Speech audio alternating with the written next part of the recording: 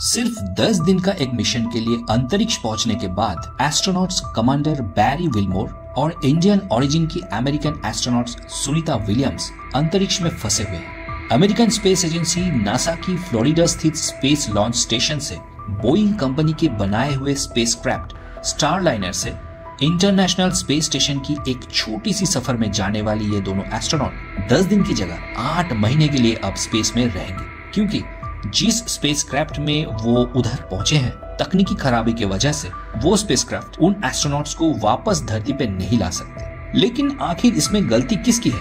क्या वो दोनों एस्ट्रोनॉट्स इतनी दिनों तक स्पेस में सरवाइव कर पाएंगे, या फिर उन एस्ट्रोनॉट्स को धरती पे लाने के लिए नासा का प्लान क्या है? चलिए जानते हैं आज की वीडियो में।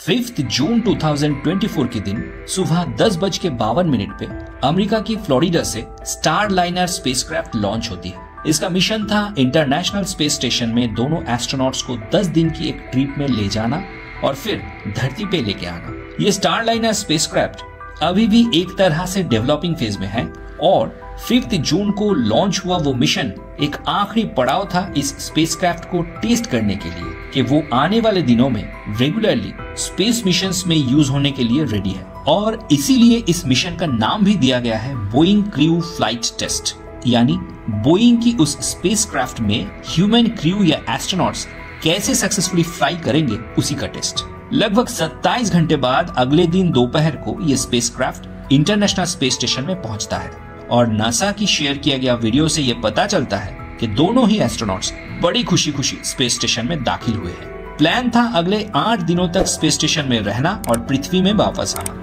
लेकिन आज 3 महीने बाद भी वो दोनों एस्ट्रोनॉट इंटरनेशनल स्पेस स्टेशन में ही फंसे हुए हैं, क्योंकि इस स्टारलाइनर स्पेसक्राफ्ट में कई सारे प्रॉब्लम्स हैं, जिसके कारण से इसे पृथ्वी में वापस आने के लिए दोबारा से इस्तेमाल नहीं किया जा सकता। लेकिन स्पेसक्राफ्ट में आखिर क्या खराबी हुई? क्या ये अचानक हुई? और इसमें स्पेसक्राफ्ट बनाने वाले बोइंग कंपनी पे कितना ब्लेम जाता है? आइए समझते हैं अगले सेक्शन में।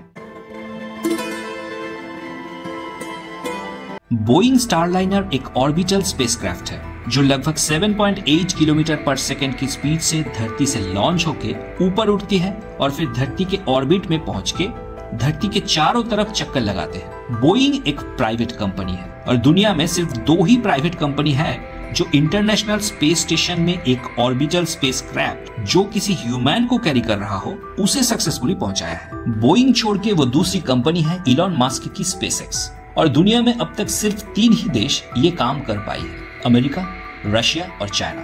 तो जाहिर सी बात है कि ऐसे स्पेसक्राफ्ट डेवलप करना और उससे सक्सेसफुली अपनी मिशन को कंप्लीट करवाना बहुत ही ज्यादा डिफिकल्ट काम है।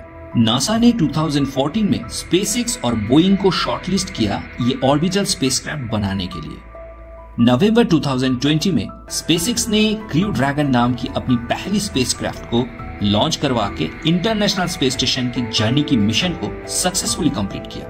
और इस साल बारी था बोइंग की। बोइंग ने अपनी स्टारलाइनर एयरक्राफ्ट की पहली लॉन्च डेट रखी थी इसी साल की 6 मई को, लेकिन उस दिन लॉन्च के सिर्फ 2 घंटे पहले ही उस मिशन को रोक दिया जाता है क्योंकि स्पेसक्राफ्ट में एक फॉल्टी वाल्व डिटेक्ट हुआ था। उसके बाद 1 जून को दूसरा अटेम्प्ट किया जाता है इसे लॉन्च करने की, लेकिन लॉन्च से सिर्फ 3 मिनट 50 सेकंड पहले एक बार फिर से इसे कैंसिल कर दिया जाता है, इस बार कुछ तकनीकी खराबी की वजह से। और फिर जब 5 जून को फाइनली ये स्पेसक्राफ्ट लॉन्च हुई तो उस दिन भी नासा और बोइंग के इंजीनियर्स स्पेसक्राफ्ट में मिली एक छोटी सी हीलियम लीक को फिक्स करने के लिए लगे हुए थे। और लॉन्च की बस कुछ ही घंटों में उस स्पेसक्राफ्ट में और 2 लीक पाई गई। इसके बाद जब स्टारलाइनर इंटरनेशनल स्पेस स्टेशन में पहुंचती है तो उसमें और एक लीक आइडेंटिफाई किया जाता है। ऐसे टोटल 4 लीक्स आइडेंटिफाई किया गया।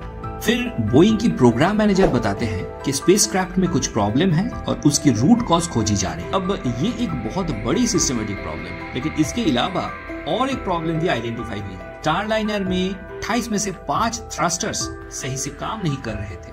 थ्रस्टर्स वो होती है जिसकी वजह से स्पेसक्राफ्ट उड़ती है और अलग अलग दिशा में मूव भी करती है। हालांकि मैनुअल ओवररन करके कमांडर बैरी ने 5 में से 4 थ्रस्टर्स को रिपेयर करवा लिया, लेकिन इतने सारे प्रॉब्लम्स के चलते ही नासा और बोइंग की जॉइंट एक्सपर्ट्स टीम ने कुछ एनालिसिस और एक्सपेरिमेंट करने के बाद फाइंड किया है कि ओवरहीटिंग के चलते थ्रस्टर्स काम नहीं कर रहे और ये ओवरहीटिंग एक बहुत बड़ा प्रॉब्लम क्रिएट कर सकती है अर्थ की एटमॉस्फेयर में दोबारा से एंटर करते वक्त। इसीलिए अब डिसीजन लिया गया है कि ये स्टारलाइनर उन एस्ट्रोनॉट्स को लेके नहीं लौटेगी। उनको लाया जाएगा स्पेसएक्स की स्पेसक्राफ्ट क्रू ड्रैगन से 2025 की फरवरी में, और क्योंकि ये अगले साल ही हो पाएगी तो उन दोनों एस्ट्रोनॉट्स को लगभग 9 महीना स्पेस में बिताना पड़ेगा। लेकिन ऐसा नहीं है कि ये 9 महीना उनको वहां पे रहने में कोई दिक्कत होगी, खाने पीने की कोई तकलीफ होगी या उनके लिए कोई खतरा होगा, क्योंकि इंटरनेशनल स्पेस स्टेशन 350 फीट से भी ज्यादा लंबी एक बहुत बड़ी और इंसानों की रहने के लिए बहुत ही कंफर्टेबल जगह है। एक साथ 6 लोगों की सोने की जगह वाली बेडरूम, बहुत स्पेशियस लिविंग कम वर्किंग प्लेस, 2 बाथरूम, जिम, खाने पीने और ऑक्सीजन की सफिशिएंट सप्लाई है।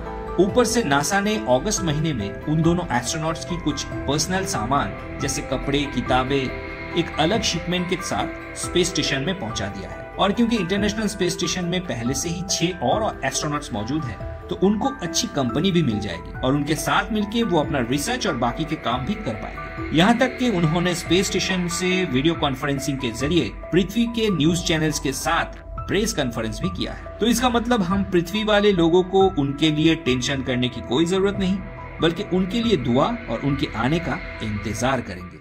आपको इस विषय में क्या लगता है, कमेंट में जरूर बताइए। और वीडियो अगर अच्छी लगी तो उसको लाइक, शेयर और चैनल को सब्सक्राइब जरूर कीजिए।